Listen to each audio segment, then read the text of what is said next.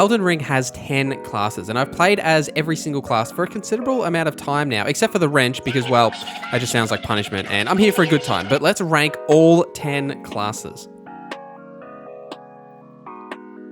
So firstly, let's talk about how I put this list together. And I've kind of ranked the classes based on 3 factors. General flexibility of the class, like the starting gear, the stats, how it all kind of comes together, how easy it is to be successful in the beginning, how beginner friendly the class is, as I think that's very important for any of these classes and when we're talking about what class you should pick.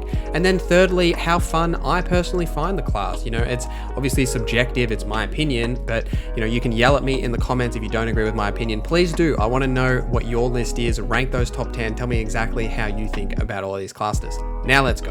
Number 10 doesn't require much to say. It's the wrench. If you pick this class, you know what you're in for. It's not beginner friendly. You start out with nothing except a big old club and poor stat spreads and just a pain really at the very beginning. Trying to level this up and get better gear, and this class is just a meme in its own right. It's really there for a challenge if you really want that kind of challenge, but there isn't really much to say. I don't think it needs to be put any higher on this list, so let's keep moving. Number 9 is the warrior, and the warrior is interesting. I really like dexterity based builds, which you probably noticed if you look later on in this video, but the class just didn't vibe with me. Your starting armor is pretty weak and needs to be replaced, which doesn't match well with this class because you're mostly not using a shield as you're dual wielding the scimitars, and if you want to stick with like the dual wield route, you have to individually upgrade both of the weapons, which takes a lot of resources, can be a bit of a pain. It's a lot of time and effort to grind out the stones, but you know, it does get easier in the long run. It just takes time in the early stages, and I just didn't really vibe with the whole dual wielding kind of thing. It just didn't suit me, and I think as a beginner friendly class, it's one of the harder classes to play as because of that very specific learning curve to trying to dual wield, or if you're not, then using the shield and you start out with a bad shield. But I think there's much better options if you want to go like a sword and shield route, and if you have to pick this class to go the dual wielding route, I think it's a struggle for new players.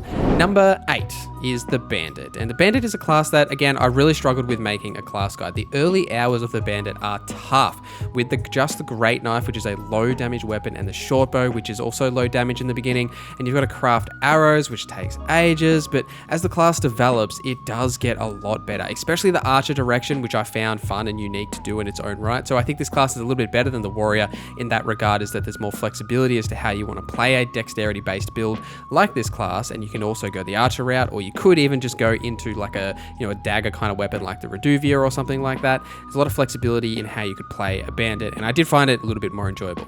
Number 7 is the prophet, and it's another one similar to the bandit that is really hard to get going, but once you get going, you become very unstoppable, which is why I put this over the bandit. And the faith incantations are so powerful that you really only have 2 classes that are comfortable to spec into incantations, and they're so unique, like the dragon roars and all the other effects that you can do, and there's just so much fun that can be had to pushing that class into the faith line. But the reason this is so low on the list is because it doesn't really become so much about the class at that point. It's more about how you build your character. As a starting class, this is where I think that it should land. Based on the fact that you start with a relatively weak weapon and shield and very poor armor, and you have to put in that time to develop it further, and then eventually this class becomes something special. But it's not really how you start, it's how you finish with the prophet, and then it becomes less about the class. And we're just ranking the classes here, we're not ranking the builds that come from it, you know what I mean?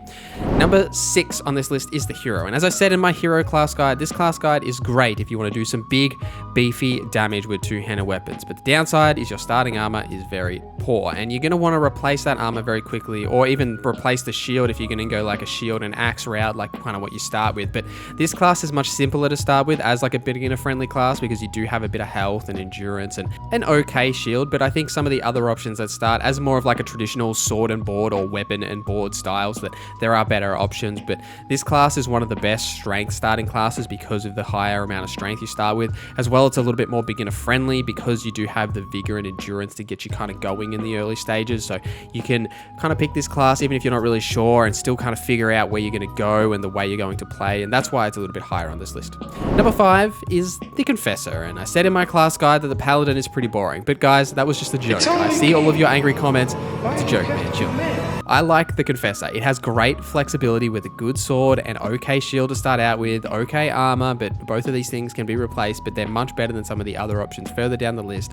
And again, like the Prophet, you start out with the incantations. You don't start out with the best incantations in Urgent heal and the assassin's approach, which I don't even know why you would have the assassin's approach, to be honest. But being one of the only classes that has this seal to start off the game, as well as a faith line to really put some points into. And then there's the flexibility of maybe you could go more of a strength line and just have, the urgent heal as your only faith, or you could go into the faith line and benefit from all of the incantations that you can have there. This class has a lot of flexibility and a really great range to start off with, and that's why it hits number 5 on our list.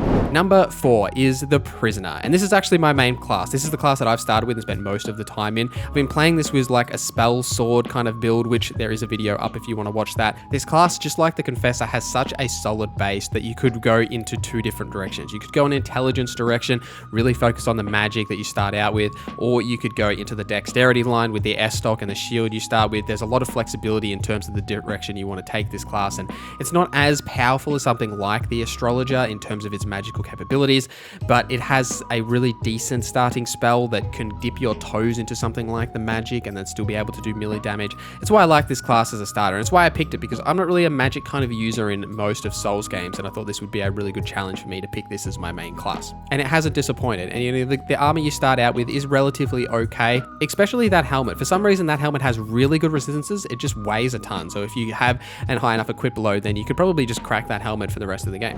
Number 3 on the list is the big tanky boy, the Vagabond, and this is our number 3 because while you are lacking the magical abilities of some of the other classes, this is a great starter class for martial and melee builds. You have the best starting shield, a solid sword, decent armor. You can hit the ground running with just the traditional sword and board combo, and this is one of the best beginner-friendly classes because you can really practice that guard countering in this game, which is a key aspect of Elden Ring, is that ability to be able to guard counter and block attacks and follow up in return. And some of these other classes don't really have that ability, or they do, but if you want to do that, you're going to take some chip damage. But with the shield here that has the 100% physical negation, you won't take any of that chip damage. It's really good beginner class. You have so much flexibility in how you want to build in terms of that martial line, whether you want to go full into strength, or you could go into health, or you really get to play around with some of those bigger, beefier weapons that some of the other classes are just completely locked out of, because you're going to have to spend so many runes to actually be able to equip them. So that's why I really like the Vagabond. Same as the Hero, it's why they're a little bit higher on the list.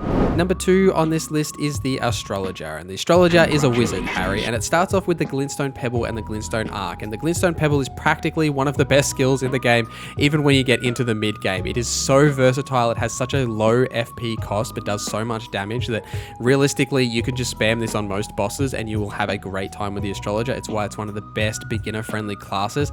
It also is one of the best to start out with if you want to go into that magic line, but you're also not too invested into magic that you could change your direction a little bit. Say if you wanted to go like the spell sword direction or something else, you could do that, but you have such a valuable starting kit with the Glintstone Pebble and Glintstone Arc that realistically you can rock that through most of your playthrough and have such a good time, and it's just a lot of fun. I really find that the spells in this game are just really enjoyable to use.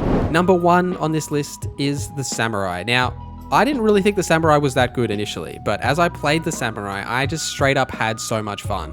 The relatively beginner-friendly class has good stat spread, as well as the starting gear of the longbow and the Uchikatana, and this gives you the flexibility to play at ranged or in melee. But not only that, you have 2 fantastic Ashes of War. On the longbow, you've got the Mighty Shot, and on the Uchikatana, you've got Unsheath. And Unsheath is brilliant. Like, you can just slice enemies through with this. It has such a good stagger. When you do hit enemies with it, it does so much damage, and this is a fantastic starting class because of how well the Uchikatana and longbow go together. It's just like Wade and LeBron, man. It is a perfect match. You've got the ranged ability with the longbow. That one of the main issues with melee characters is that you can't deal damage from range and pull things towards you. You have to run in there and just pull the whole pack. But here, you've got the longbow. You can destroy enemies at range, or even just stay at range with the Mighty Shot. When they get too close, you've got that great Uchikatana that does the bleed loss build up, and you can really wreck enemies with the Unsheath ability. It's a fantastic starting class. Let me know in the comments down below your top 10 list. Rank them all. Let me know what your list looks like. Thank you for watching this video till the end. Thank you to our members for supporting the channel. My name is Norza, and I hope you have a great day.